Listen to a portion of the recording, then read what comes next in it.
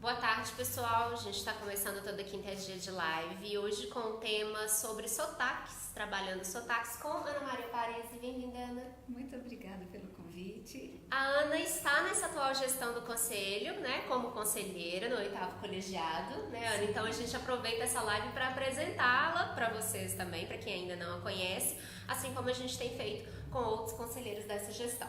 Ana, então a gente vai falar sobre sotaque, que é a sua área de expertise, né?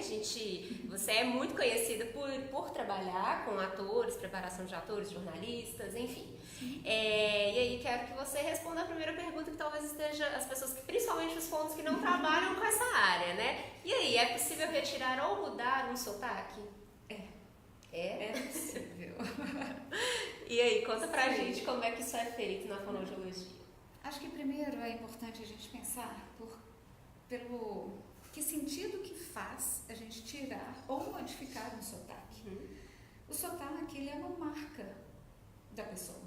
Ele marca não só a personalidade, mas principalmente o regionalismo.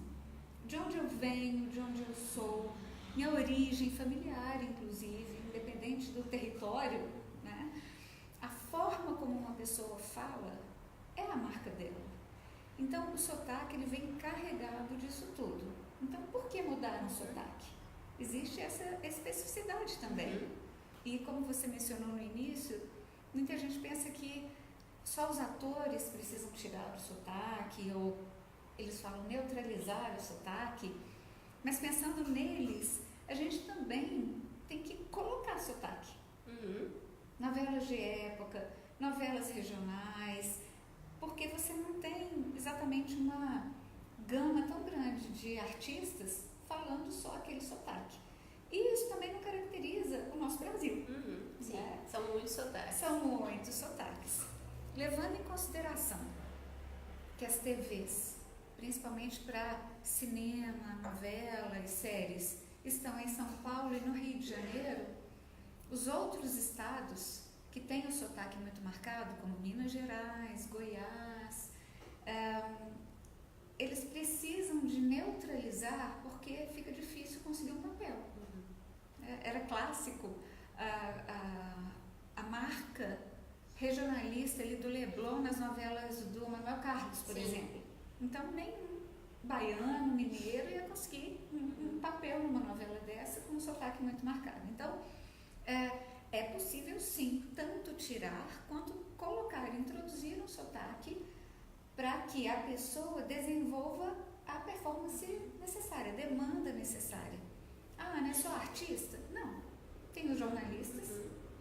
Quanto mais neutro o sotaque num jornal que é de rede nacional, melhor, porque aí você também não marca a especificidade das notícias daquele determinado estado, por exemplo, mas também pessoas que mudam por motivos de trabalho. Eu recebi várias queixas de pessoas que eram estigmatizadas por conta do sotaque.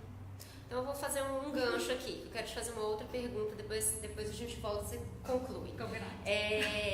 Então, esse sotaque muito marcado, a gente tem um sotaque muito marcado em Minas, por exemplo, né? As pessoas do Nordeste, de modo geral, também têm um sotaque muito carregado. Cada estado de lá tem uma característicazinha diferente, mas eles têm, de certo modo, muito carregado. Isso atrapalha a nossa comunicação, o entendimento do interlocutor? Principalmente, eu acho que quando ele não tem aquele mesmo sotaque, isso interfere nessa comunicação? Em algumas situações, em alguns aspectos, sim.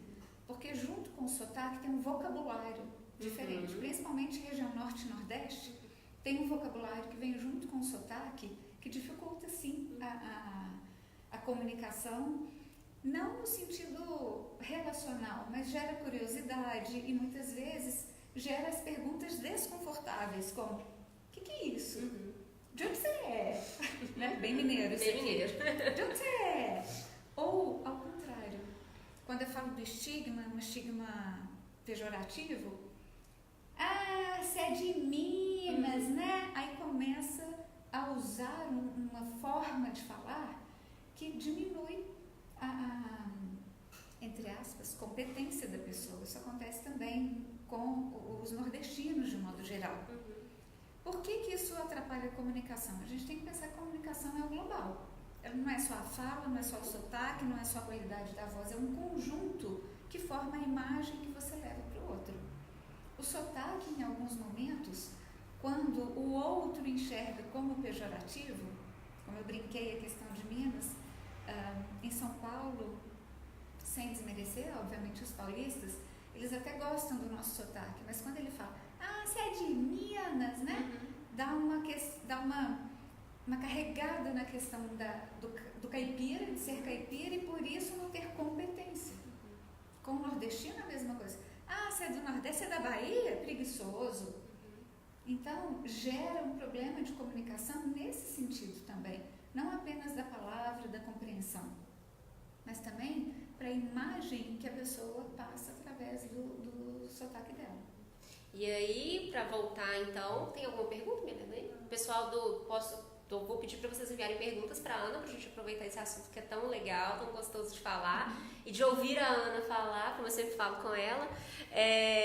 Tem algumas pessoas online aqui no Face, então se vocês quiserem podem mandar a mensagem. Eu tô vendo que a Grazi está online. Beijo, Grazi, para você. Grazi já foi presidente aqui do conselho, no 5º colegiado.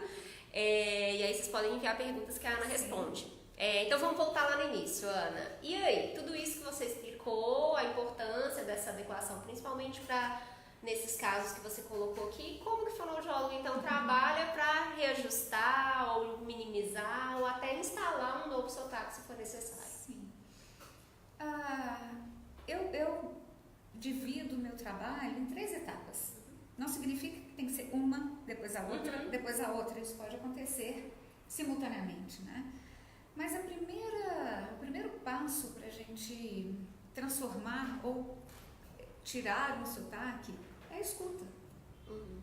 Eu chamo de escutativa. Se você não percebe o seu sotaque, como que você vai modificar?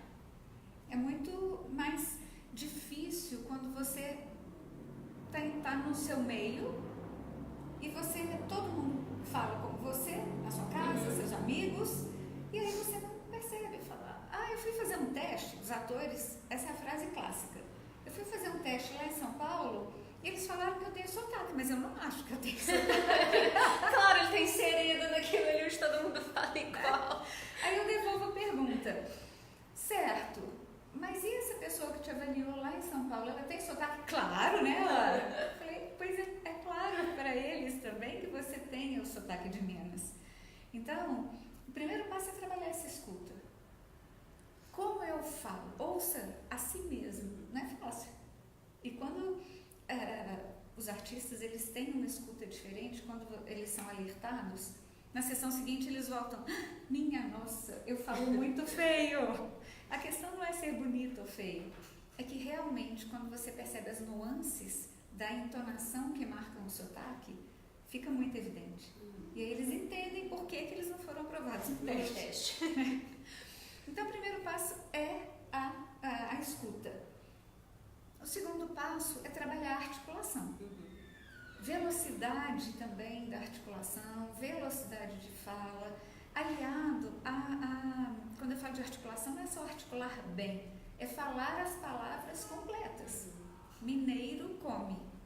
O D do gerúndio, coloca aí onde não tem, é o queijinho. A gente não termina as frases, né? A gente não termina palavra nenhuma. Não termina. Então, as brincadeiras com o nosso sotaque, elas são realidade. É claro que elas são infinitamente ampliadas, mas é verdade. Então, falar corretamente todas as palavras e articular bem os sons é fundamental. E a terceira parte é trabalhar a qualidade da voz junto com a prosódia. Então, o que diferencia o sotaque de Minas, o sotaque do Rio, o sotaque de São Paulo, o sotaque da Bahia, do Nordeste ao Norte? Em parte é a velocidade com que a gente fala cada som da palavra.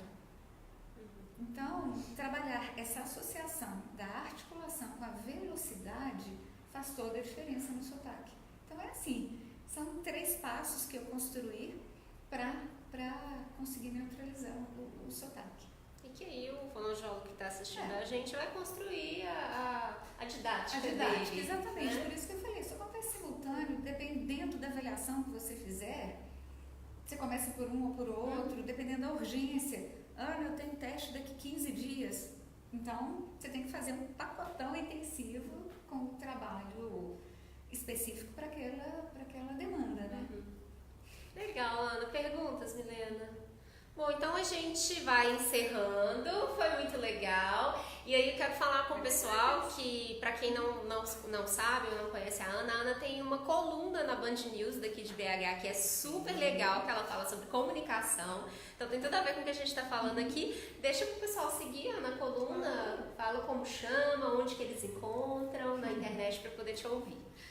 Primeiro, uma delícia poder estar no conselho falando de um tema que eu adoro, sou suspeita. E a coluna fica na Band News, né, na rádio Band News, 89.5, todo mundo escuta no carro a hora que está indo trabalhar, voltando. Elas vão originais segundas, quartas e sextas, por volta de 10h10, 10h20, rádio é assim, gente, depende sempre do conteúdo rotativo. Do que né? explodiu no dia. É tipo isso. É, bem isso. Então, é entre 10h10, 10h30. Elas vão originais de manhã e depois elas repetem 3h30 da tarde, depois 9h30 da noite. Então, não tem desculpa. No fim de semana, a de segunda repete sábado nos mesmos horários, a de quarta repete domingo nos mesmos horários. Então, estou na rádio 5 dias na semana. E a coluna fica disponível na internet também, né? Depois as colunas todas. A coluna chama Falando Nisso. A gente não falou o nome da coluna. Eu não falo só da comunicação, especificamente falando, porque eu entendo que a comunicação ela passa por outros aspectos também, como comportamento, atitude. Nós comunicamos de muitas formas. Não só a forma de falar, vocabulário, mas a postura. Comunicação não verbal, né? Que foi a minha coluna de ontem, inclusive. Não ouvi ainda, vou ouvir. As colunas Falando Nisso, elas ficam no SoundCloud e agora tem novidade, no Spotify também. Legal! Tem o canal da Band News Belo Horizonte, Rádio Band News Belo Horizonte, e aí no Spotify e no SoundCloud. Não tem motivo para não... Não tem motivo para não escutar. Eu não assino o Spotify, não tem problema. Vai lá e procura no SoundCloud. É isso. E no meu Instagram, Ana Maria Parisi, eu sempre publico também no Story.